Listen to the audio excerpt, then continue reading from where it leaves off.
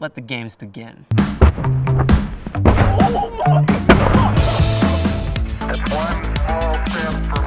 Hold on to your butt. The universe is in us. For science! I'm Nick Uhas, host of science YouTube channel Nickopedia. I've partnered up with Skybound Games to explore the science of the mobile RPG Summoner's War. Today, we're going to be exploring the science of the best weapon. In Summoner's War, there are a ton of characters that use handheld weapons. The living armor monsters use a giant warhammer. The barbaric kings throw axes at you. And the Neostone agents have super cool looking swords. So I started wondering, which one of those handheld weapons would be the most effective in the hands of, well, a noob? So, let's find out. Our guinea pig for this test is our good science friend, the watermelon.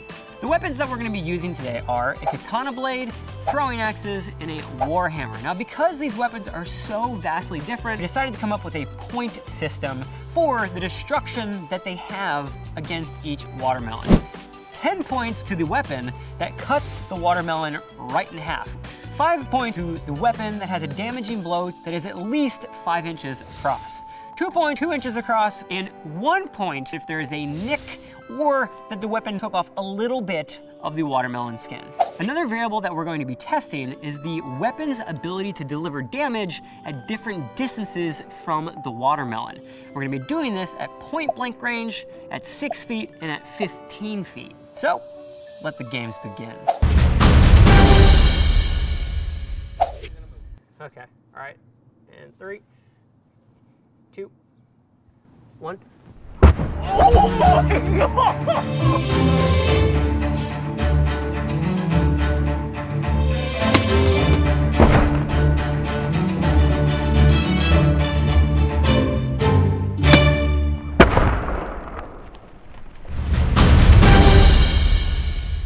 This is where the katana blade goes from being an excellent weapon to a very awkward weapon.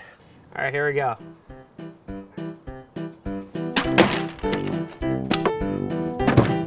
I think I can do it.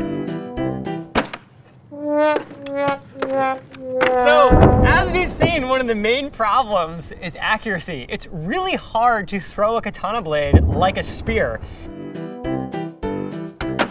The rotation of the axe is not coming back around again to the blade.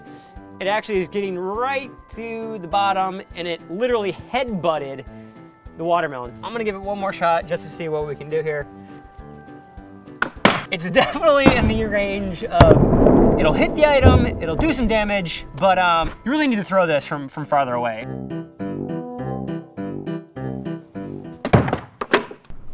So you can see where it hit it right up top there. It's pretty decent, but clearly if you're not in close range, this really isn't the weapon for you. My strategy is actually going to be throwing the blade much like a throwing axe, and trying to get it to rotate, and then hopefully the blade will actually come down rotationally into the watermelon. Let's see what happens. Oh, it actually came down the backside, and I can see inside, and it's at least down to the inner red part of the watermelon. Oh! Oh!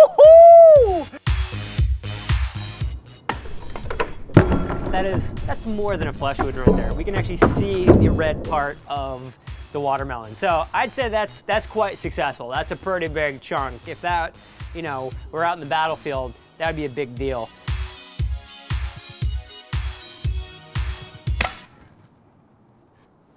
So I just broke the warhammer.